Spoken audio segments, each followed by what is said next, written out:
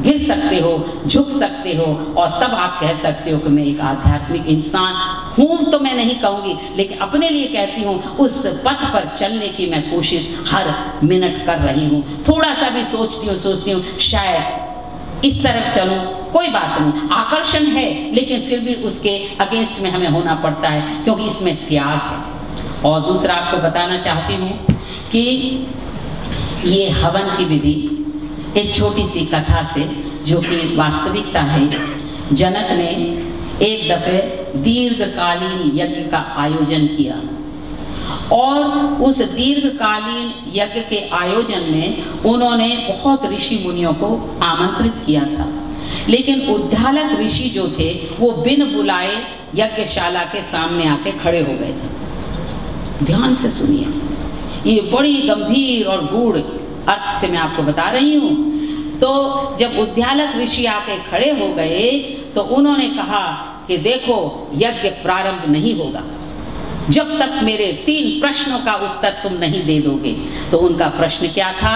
उनका प्रश्न था कि यज्ञ की आत्मा क्या है, यज्ञ के प्राण क्या हैं, और यज्ञ का सार क्या है, मुझे ये बता दो। किसी को कोई उत्तर नहीं दे सका। तो उन्होंने कहा यज्ञ का जो आत्मा है वो स्वाहा है। इसलिए बहन जी और भाइयों, जब मैं मंत्र बोलती हूँ तो स्वाहा तो बोला करो, उतना ही बोल लो, कम से कम बढ़िया योनि मिल जाएगी, शायद फिर हम मिले, किसको पता।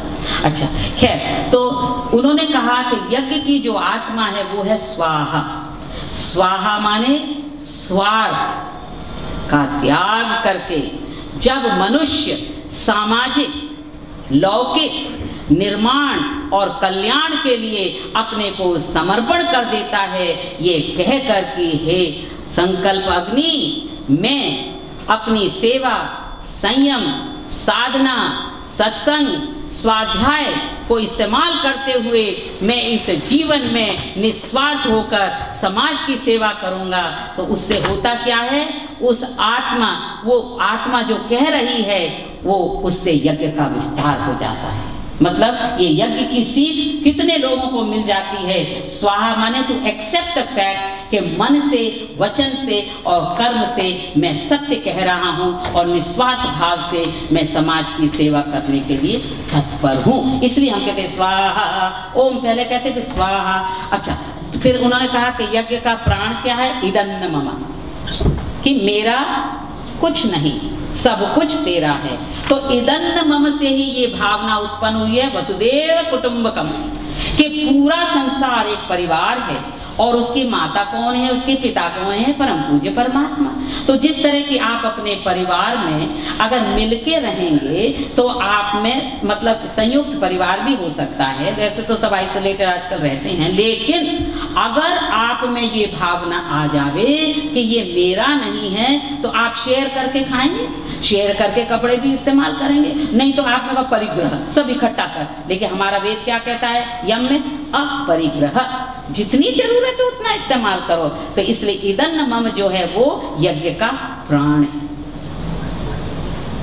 कहते ना, सेवा, संयम, साधना, सत्संग और स्वाध्याय, दुख में सुख को पाएगा जो इसको अपनाएगा। तो मतलब ये है सेवा, संयम, साधना, ये सारी जो चीजें हैं ये आत्मबोध के सोपान हैं, इसलिए इनका जानना आपको जरूरी है। और तीसरा सार क्या है? यज्ञ का सार है सुगंधि। तो कहते हैं सबसे पहले का यज्ञो वे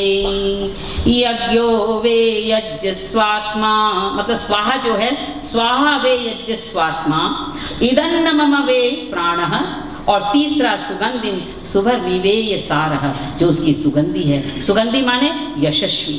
कौन है यशस्वी? किसका यश फैलाने के लिए मैं यहाँ बैठी हुई हूँ या आप बैठे हुए हैं? प्रभु का यश, आध्यात्मिक यश। अगर आप चाहते हो कि मेरा नाम हो, अरे मेरा नाम क्या पेपरों में हो, मेरा नाम वहाँ डिपॉजिट होना चाहिए। तो यश माने प्रभु का गुणगान करते हुए, प्रवचन देते हुए, स्वाध्याय करते हुए, अध्ययन करते हुए, हे प्रभु मैं आध्यात्मिक यश प्राप्त कर सकूं, भौतिक यश नहीं, आध्यात्मिक यश प्राप्त कर सकूं।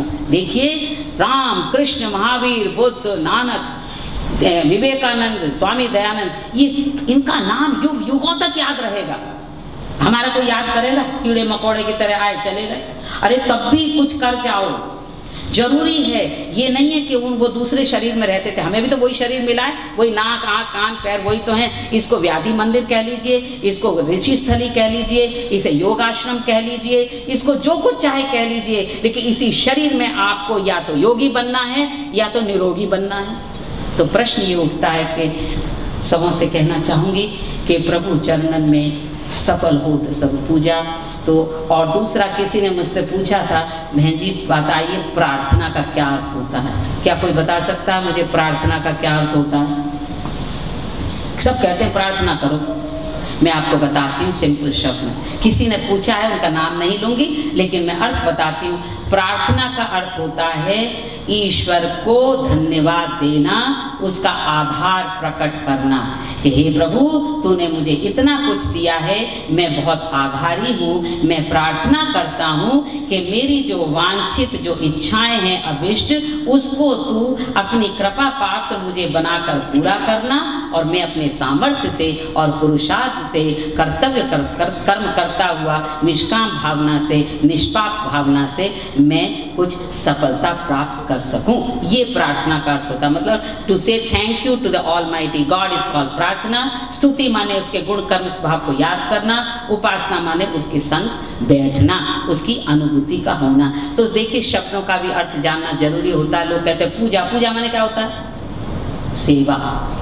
भक्ति माने ईश्वर की आज्ञा का पालन करना।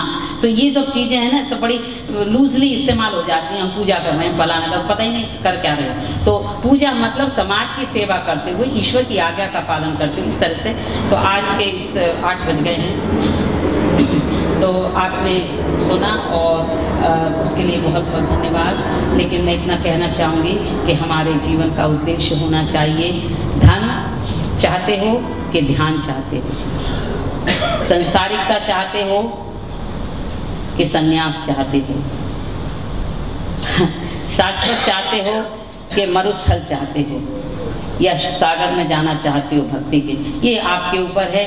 तो प्रामाणिक गुरु किसी को अगर मानते भी हैं तो उनसे आपको इस तरह की अगर प्रेरणा मिलती है तो वो आपका प्रामाणिक गुरु है। अगर इस तरह की प्रेरणा आपको नहीं मिलती है और आप अपने को नहीं बदल पाते हैं तो मैं समझती हूँ कि आपको गुरु चेंज करना होगा। तो प्रश्न ये उठता है, ऐसी भावना हमारे में आवे और हम शाश्वत की तरफ चलें और श्रेय मार्ग पर चलते हुए उसके प्रभु के चरणन में झुकते हुए और हम अपने जीवन को सफल बनाएं। और इतना कहकर मैं समाप्त करती हूँ। अगला सत्संग 10 जून को है, इसी समय 6:30 बजे है। आप सब आएँ और बहुत बहुत धन्यवाद। ओम शांति।